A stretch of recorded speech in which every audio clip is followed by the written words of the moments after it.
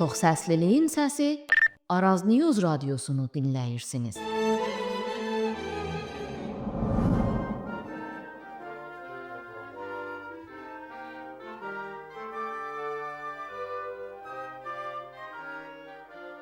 Pireney dağlarının yamacında dumanın yavaşça çöktüğü bir səhər. Yaşlı bir kişi boz daşdan ucalan evinin qarşısında dayanıb, heç kimə baxmadan Gernika'ya pıçıldayır. Bu bir söz değil, bir xatirədir, bir yara, bir yaddaş. O sözlə birlikdə bir şəhər yanır, bir xalqın dili susturulur, mahnıları gizlənir, hekayələri yer altına çəkilir. Amma nə qəribdir ki, susturulan hər söz özündən daha güclü bir səslə geri qayıdır. Bask xalqının hekayəsi də belədir. Bu bombalardan, qadağalardan, sərhədlərdən daha böyük bir hekayədir. Bu bir dilin yaşamaq üçün seçdiyi, gizli yolların, bir mədəniyyətin sarsılmadan dayandığı sukutun, bir xalqın gizlində böyütdüyü iradənin hekayəsidir. Bir xalqı yaşadan nədir? Güc, yoxsa yaddaş? Dil, yoxsa dirəniş? Keçmişin acısı, yoxsa gələcəyin arzusu?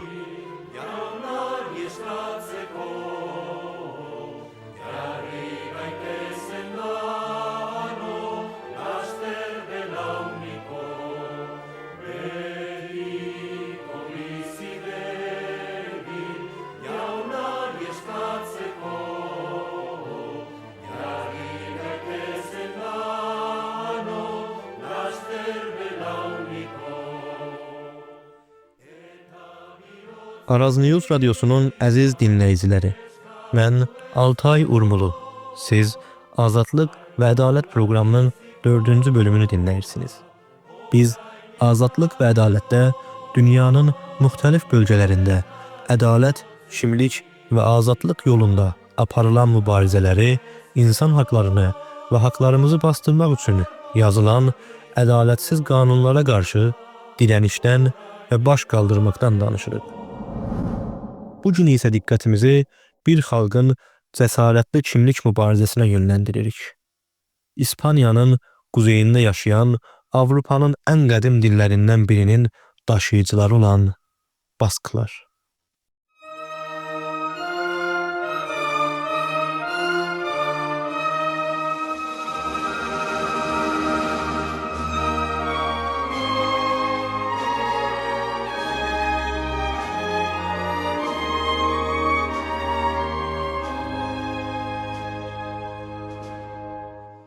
Basklar Avropanın ən qədim xalqlarından biridir. Dilləri Euskara, heç bir başqa dilə qohum olmayan nadir bir dildir. Onların mübarizəsi yalnız siyasi deyil. Bu dilin həyatda qalma savaşı, cəmi hafizənin nəsillər boyu daşıdığı travmanın və dirənişin hekayəsidir.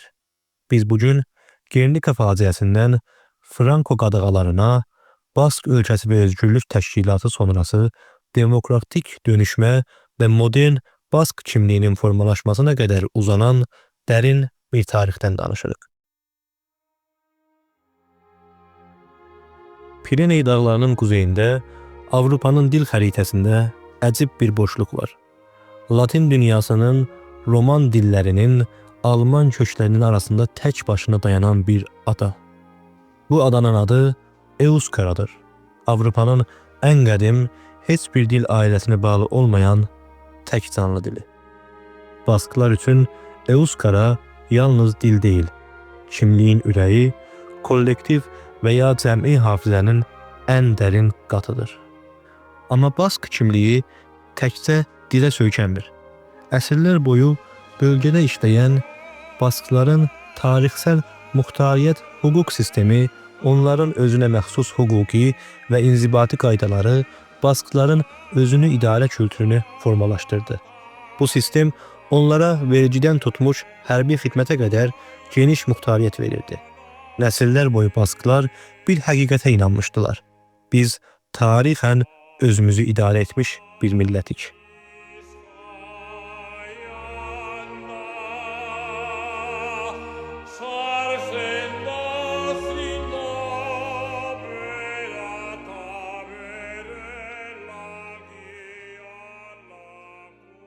19-cu əsr bu inamı ciddi sınağa çəkdi. İspaniyanın Karlist savaşları Bask bölgəsinin modern kimliyini formalaşdıran dönüş nöqtə oldu. Baskların böyük hissəsi Karlistləri dəstəkləyirdi. Çünki onlar Fuerosun, yəni Baskların tarixsel muxtariyyət hüquq sisteminin qorunacağını vəd etmişdilər. Savaşların sonunda Madrid hökuməti bu hüquqların böyük qismini ləğv etdi. Beləcə, Bask yaddaşında dərin və uzun ömürlü bir travma yarandı. Tarixi haqların itirilməsi. Bu travma Bask milliyyətçiliyinin duygusal qıvılcımına dönüşdü və bu gün belə siyasi söyləmi şəkilləndirməyə devam edir.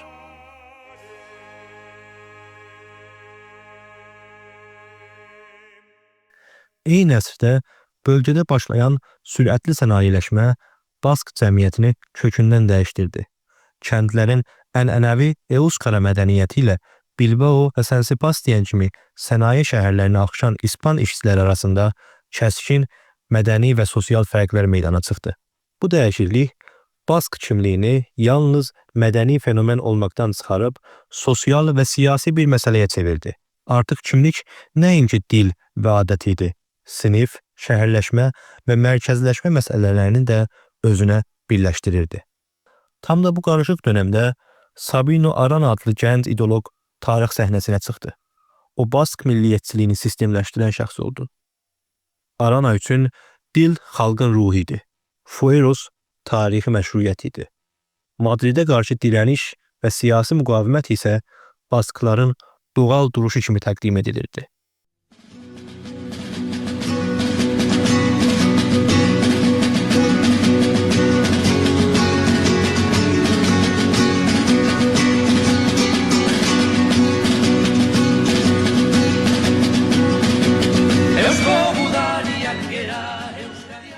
Arana'nın qurduğu Bask Milli Partiyası bir əsrdən çoxdur ki, Bask siyasətində mərkəzi rol oynayır. Onun ideolojisi zaman keçdikcə sekularlaşdı və yumuşaldı. Amma Arana'nın irəli sürdüyü iki düşüncə sabit qaldı. Bask kimliyinin əsası dildir və Baskların tarixi hüquqları vardır. Bu tarixi köklər, Euskara'nın qədimliyi, Fuerosun siyasi yaddaşı, Karlist savaşlarının travması, sənayeləşmənin yaratdığı sosial dəyişiklik və Arana'nın ideoloji xətti birləşərək Bask kimliyini Avropanın ən davamlı və ən qarmaşıq kimlik hərəkətlərindən birinə çevirdi. Bugün Bask xalqının dil, mədəniyyət və siyasi kimlik uğrunda mübarizəsini anlamaq üçün mütləq bu tarixi olaylara baxmaq lazımdır. Çünki Bask kimliyi sadəcə keçmişdən miras qalmış bir fakt deyil. Əsrlər boyunca dəyişərək, yenilənərək və dirənərək bugünə gəlmiş canlı bir hekayədir.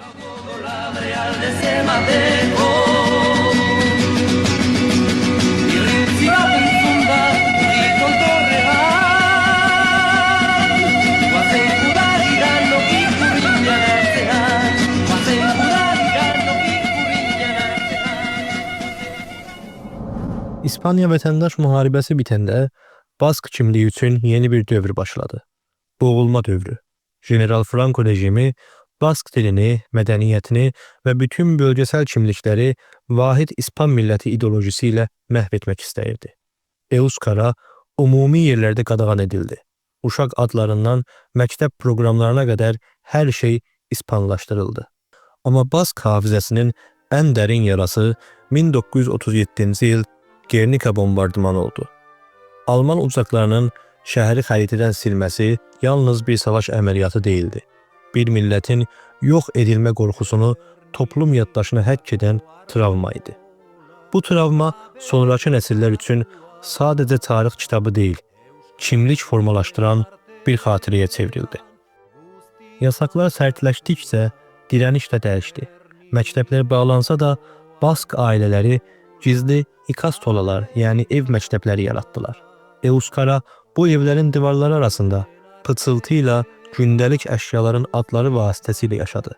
Rəqs, musiqi, nağıl və miflər isə folklor gecələrində gizli şəkildə gələcək nəsillərə intiqal verildi. Çünki Bask folkloru sadəcə əyləncə değildi. qadağalar, yasaqlar dövründə kimliyin son səngəri idi. Bu dövr Bask xalqında bir şey dəyişdi. Mədəniyyət nostaljiyə, nostalji isə siyasi dirənişə çevrildi. Beləcə, Franco dövrünün baskıcı siyasəti Bask kimliyini zəiflətmədi. Əksinə, onu daha da dərinləşdirib gücləndirdi.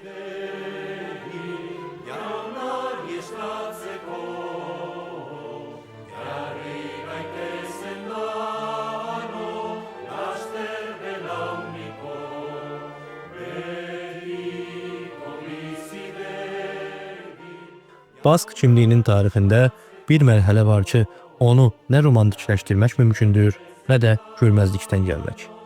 1959-cu ildə yaranan Bask ölkəsi və özgürlük təşkilatı Bask tarixində həm ən çox danışılan, həm də ən çox bölücü aktörlərdən biri oldu. Bu təşkilatın ilk nəsli Franco diktatorluğunun sərt qadağalarına, dilin boğulmasına, siyasi muxtariyyətin tamamilə ləğvinə reaksiya kimi də oldu.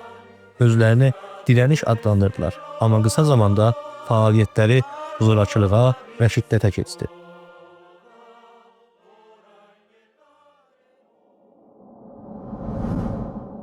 Bask ölkəsi və özgürlük təşkilatı yalnız siyasi təşkilat deyildi.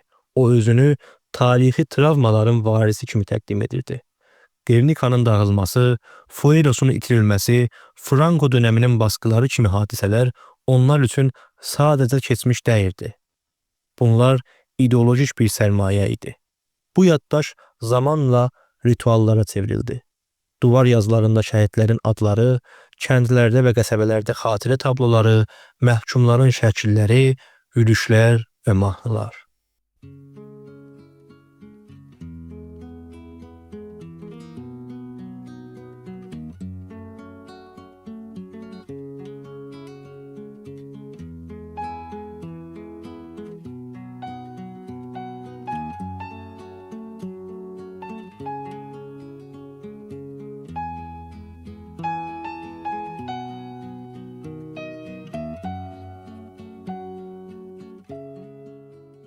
Bu rituallar Basklar üçün zorakılığın romantizə edilməsinin təhlükəli formasına çevrilmişdi.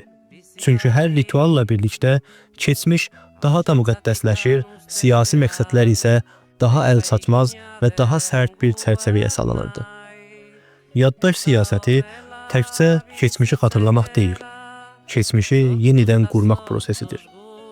Bask ölkəsi və özgürlük təşkilatı üçün bu yenidən qurma itirilmiş vətən düşüncəsinə bağlı idi.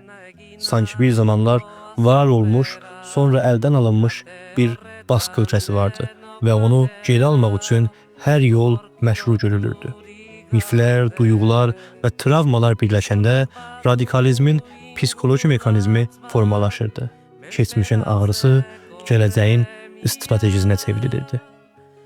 Amma burada bir gerçək var. O da bu ki, Bask xalqının heç vaxt hamısı bu təşkilatı dəstəkləmədi. Əksinə, Bask bölgəsində böyük bir kəsim zorakılığın və ya həman şiddətin kimliyi məhv etdiyini düşünürdü. Zaman keçdikcə, xüsusilə də 1990-cı illərdən sonra bu tənqidi baxış gücləndi və 2011-ci ildə Bask ölkəsi və özgürlük təşkilatı rəsmi olaraq silahlı fəaliyyətlərinə son qoydu. Onların yaratdığı travma isə həm Bask millətinin, həm də bütün İspaniyanın yaddaşında qaldı. Jakintza dugu ezagutuz aldatzea, naturarekin bat izan eta harremanetan sartzea. Bask ölkəsi və özgürlük təşkilatının silahlı fəaliyyətlərinə son qoyması Bask cəmiyyətində dərin bir nəfəs kimi qarşılandı. 10 illiklər boyunca zorakılığın kölgəsində qalan bölgə indi öz gələcəyini demokratik yollarla yenidən qurmağa başladı. Bu dönüşümün təməli isə 1979-cu ildə qəbul edilən Bask Muxtariyyət Qanunu idi. Qanun Basklara geniş parlament səlahiyyətləri, öz polis gücü və ən vacibi Euskara dilinin bərpası üçün hüquqi zəmin yaratdı. Bu dövrdən sonra Euskara yenidən yüksəlməyə başladı.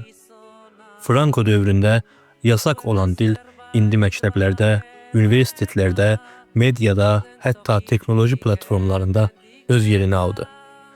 Bir vaxtlar gizli məktəblərdə yaşadılan dil bu gün rəsmi idarələrdə, xiyaban adlarında və gənclərin gündəlik həyatında rahat şəkildə istifadə olunur. zerreta bide on bat aukeratzen.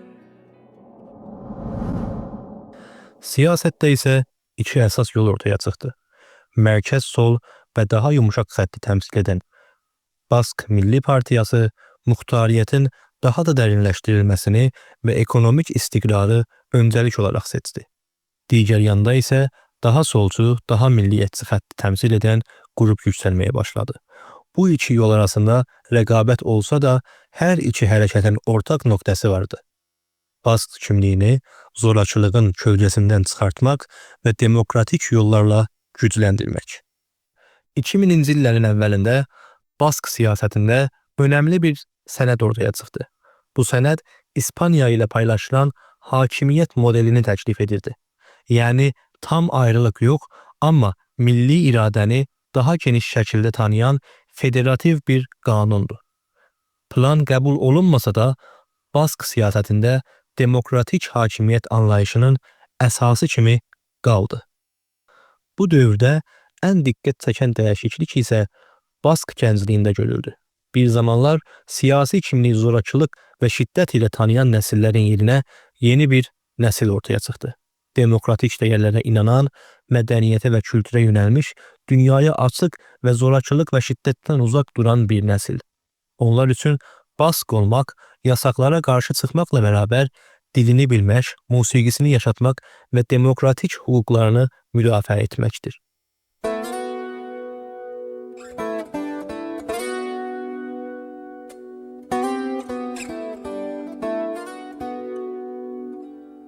Mendian larrartean aurkitzen da loretxo bat, aurrian umetxo bat, loretxoari begira, loreak esan nahi dio, umetxo askanazaz. Bugün Bask bölgəsi Avropanın ən sabit, ən təhlükəsiz və ən demokratik bölgələrindən biri sayılır. Bask ölkəsi və Özgürlük Təşkilatı sonrası yaranan bu yeni siyasi mədəniyyət göstərdi ki, kimlik demokratik qurumlarla, mədəni dirənişlə və gələcəyə inamla güclənir. Bask kimliyini yalnız siyasətdə deyil, gündəlik həyatın kiçik səhnələrində də görmək olar. Bu bölgəyə səfər edən hər kəs ilk növbədə bir şey fərq edir. Mədəniyyət burada təkcə keçmişin qalıqları deyil, yaşayan bir dirənişdir. Qadağalara baxmayaraq 100 illər boyu qorunan folklor, rəqslər, melodilər və nağıllar Baskların öz kimliyini necə səssiz, amma davamlı şəkildə yaşatdığını göstərir. Bask rəqsləri, musiqisi və ənənəsi bir zamanlar gizli yığıncaqlarda ifadə edilirdi. Franco dövründə musiqi və folklor yasak olsa belə, bu ənənələr evlərin içində, kənd meydanlarının kənarında, kilisa mərasimlərində səssizcə yaşadıldı. Bu Baskların ən güclü mesajlarından biridir. Kültür bir dəfə nəfəs alırsa, onu boğmaq mümkün deyil.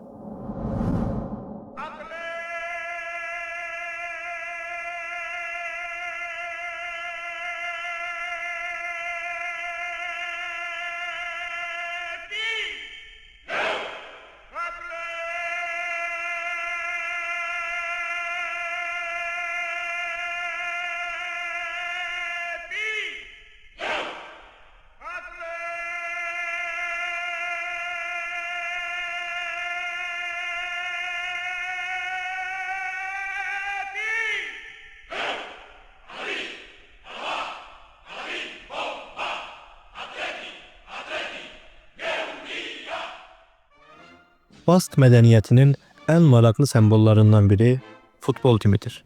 Atletik Bilbao. Klub bir əsrdən çoxdur ki, yalnız Bask bölgəsində doğulan və ya yetişən oyuncuları timi alır. Qlobal futbol dünyasında bu qayda bəzən qeyri-adi görünür. Amma baskılar üçün bu sadəcə idman deyil, kimliyin meydandakı ifadəsidir. Bu tim hər oyunda sadəcə qələbə üçün deyil, bir mədəniyyətin, bir millətin görünürlüyü üçün mübarizə aparır. Mədəniyyətin gündəlik həyatda qalib gəldiyi başqa bir sahə də Bask mətbəxidir. Basklara özəl qəlyanaltılar, ya həman sübhanələr, bifteklər, köhnə kənd mətbəxləri hər biri həm gastronomi, həm də cəmi hafizənin bir hissəsidir. Bask mətbəxi dünyanın ən güclü məktəblərindən birinə çevrilib və bu yüksəliş göstərir ki, mədəniyyət bəzən ən güclü dirənişi süfrənin üstündə sərgi edir. Bugün modern Bask mədəniyyəti öz yenidən doğuş dövrünü yaşayır. Euskara dilində çəkilən filmlər, yeni musiqi dalğası, Bask dizaynı və memarlığı, bütün bunlar göstərir ki, mədəniyyət yalnız keçmişin mirası deyil, həm də gələcəyin yaradıcı enerjisidir.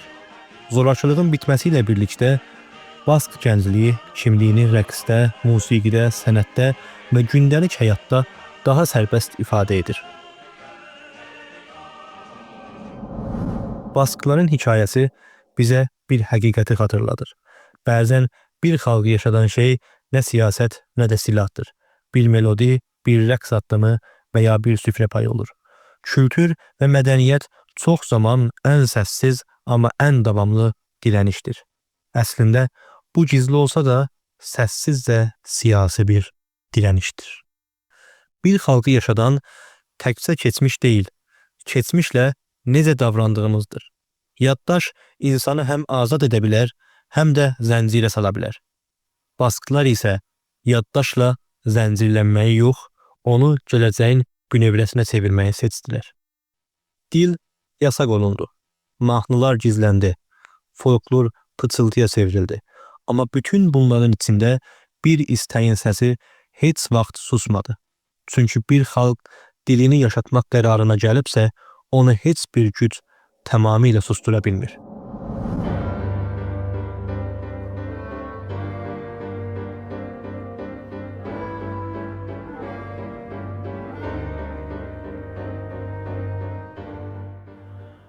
Bugün Bask bölgəsi keçmişin ağrısını unutmadan, amma ona qapanmadan gələcəyini qurur. Yenilənən dil, güclənən mədəniyyət, demokratik qurumlar və zorakılıqdan uzaq bir siyasi kimlik, bütün bunlar bir xalqın özünü yenidən icad etməsinin nümunəsidir. Hekayənin sonu budur. Kimlik keçmişin içində donub qalmır. O hər nəsildə, hər seçimdə, hər addımda yenidən yazılır. Basklar bunu bacardı və bu təkcə onların deyil, nə vaxtsa səsi boğulmuş bütün millətlərin umud hekayəsidir. Dəyərli Araz News radiosunun dinləyiciləri, bu proqramımızın da sonuna gəldik. Bir sonraki verilişə kimi əsən qalıb.